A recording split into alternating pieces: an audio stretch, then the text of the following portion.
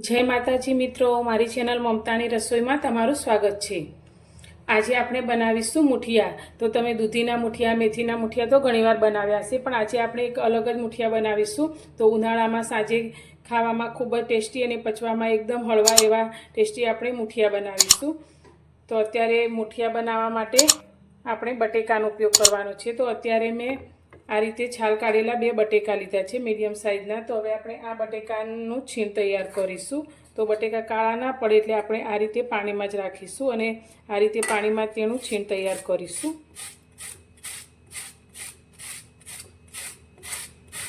તો અત્યારે મેં 2 બટેકાનું છીણ આ રીતે તૈયાર કરી લીધું છે। તો બહુ એકદમ જાડું પણ નહીં અને એકદમ ઝીણું પણ નહીં, તેવું છીણ આપણે તૈયાર કરવાનું છે।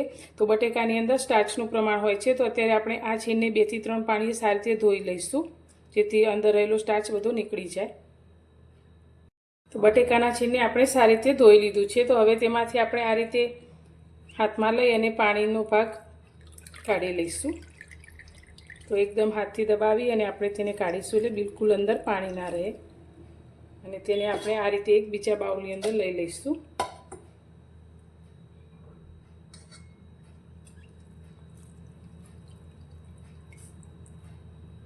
બટેકાના છીણમાંથી આપણે બધું જ પાણી કાઢી લીધું છે અને એકદમ સરસ એવું કોરું કરી લીધું છે।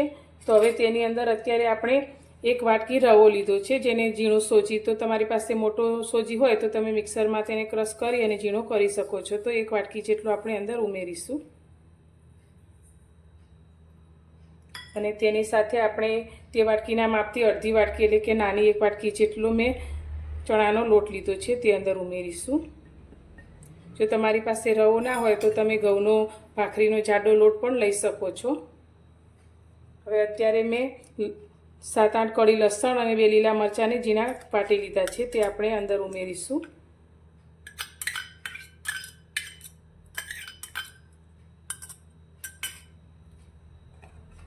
સ્વાદ પ્રમાણે આપણે મીઠું ઉમેરીશું, 1 ચમચી જેટલું।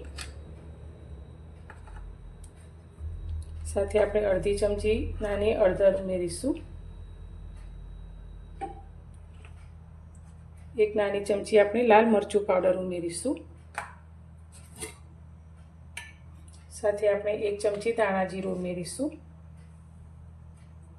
તો ઘરમાં રહેલા સાદા મસાલાથી જ આપણે આ મુઠિયા બનાવીશું। તો ઉનાળાની ઋતુમાં સાંજે પચવામાં આ ઢોકળા ખૂબ જ હળવા રહે છે અને ચા સાથે આ ઢોકળા ખૂબ જ ટેસ્ટી લાગે છે। અત્યારે આપણે 1 ચમચી જેટલું તેલ ઉમેરીશું, જેથી આપણા મુઠિયા ઠંડા થયા પછી પણ એકદમ સરસ લાગે છે।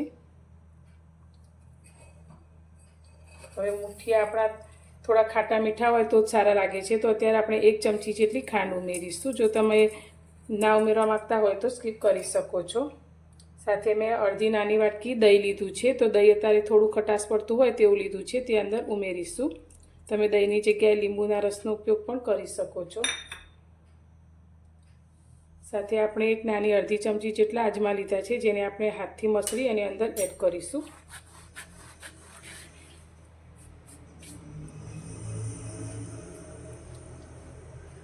અને અત્યારે ખાવાનો મીઠો સોડા લીધો છે, કુકિંગ સોડા, તે આપણે નાની અડધી ચમચીથી પણ ઓછો અંદર ઉમેરીશું, જેનાથી આપણા જે મુઠિયા બનશે એકદમ જાળીદાર અને પોચા રૂ જેવા બનશે। એ બધી જ વસ્તુને મિક્સ કરી અને આપણે તેનો લોટ બાંધીશું।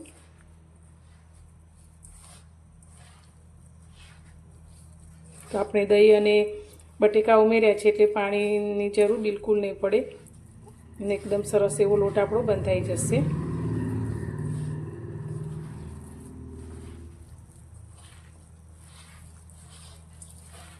અત્યારે લોટને મેં આ રીતે બાંધી લીધો છે। તો અંદર હવે થોડી આપણે કોથમીર લીધી છે, તે ઉમેરીશું।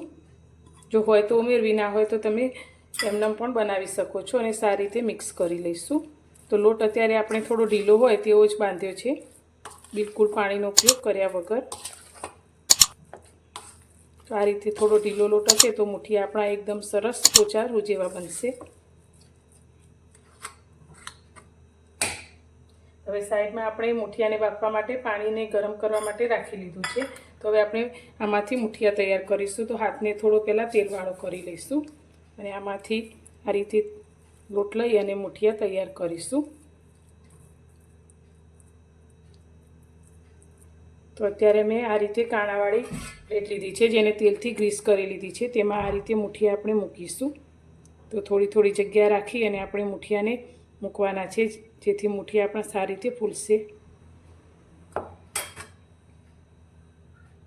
બનાવેલા મુઠિયાની પ્લેટને આપણે ગરમ પાણીમાં એક રીંગ મૂકી અને આ રીતે રાખી લીધા છે. તો હવે 10 થી 12 મિનિટ માટે આપણે તેને બફાવા દઈશું. તો ઢાંકી અને તેને બફાવા દઈશું.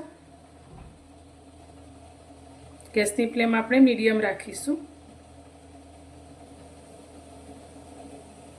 મુઠિયાને બફાતા લગભગ 12-13 મિનિટ જેટલો સમય થઈ ગયો છે. તો હવે આપણે તેને જોઈ લઈશું. તો મુઠિયા આપણા આ રીતે બફાઈ અને થોડા ફૂલી ગયા છે. તો હવે તેને આપણે ચપ્પુની મદદથી ચેક કરીશું. તો ચપ્પુ આપણું એકદમ સરસ ક્લીન આવે તો આપણા મુઠિયા બધા સરસ રીતે બફાઈ ગયા છે. તો હવે ગેસની ફ્લેમ આપણે બંધ કરી દઈશું અને આ મુઠિયાને થોડી વાર માટે ઠંડા થવા દઈશું. તો મુઠિયા આપણા ઠંડા થઈ ગયા છે. તો હવે તેના આપણે ટુકડા કરીશું. તો મીડિયમ સાઇઝના આપણે આ રીતે ટુકડા કરી લઈશું. તો એકદમ સરસ જાળીદાર અને પોચા એવા આપણા મુઠિયા તૈયાર થયા છે. તો આ જ રીતે આપણે બધા જ મુઠિયાના ટુકડા કરી લઈશું.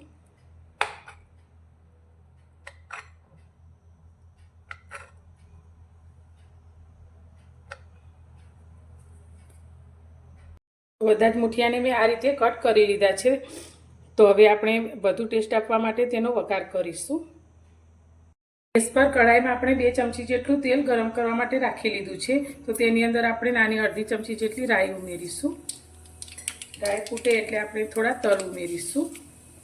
સાથે મીઠા લીમડાના પાન લીધા છે તે અંદર ઉમેરીશું.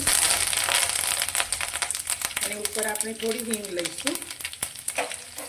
બધું સારી રીતે સંતરાઈ જાય એટલે આપણે જે મુઠિયા તૈયાર કર્યા છે તે અંદર લઈ લઈશું.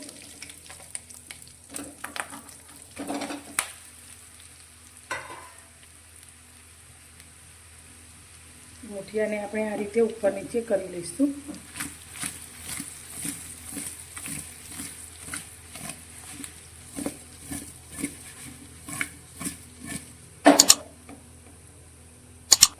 તો 1 મિનિટ જેવા આપણે આ રીતે મુઠિયાને તેલમાં સાતરીશું એટલે બધી જ વઘારની ફ્લેવર આપણા મુઠિયામાં આવી જાય.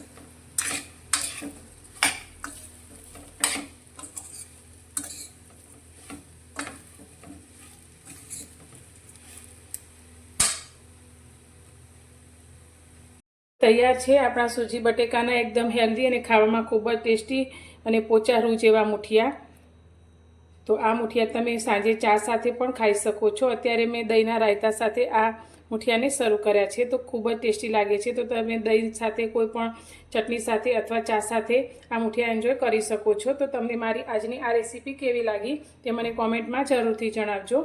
અને પસંદ આવી હોય તો વિડીયોને લાઇક કરજો, વધુમાં વધુ શેર કરજો. અને મારી ચેનલ પર નવા છો તો ચેનલને સબસ્ક્રાઈબ કરવાનો બિલકુલ ભૂલતા નહીં. તો ફરી જ મળીશું એક નવી જ રેસીપી સાથે નવા વિડીયોમાં.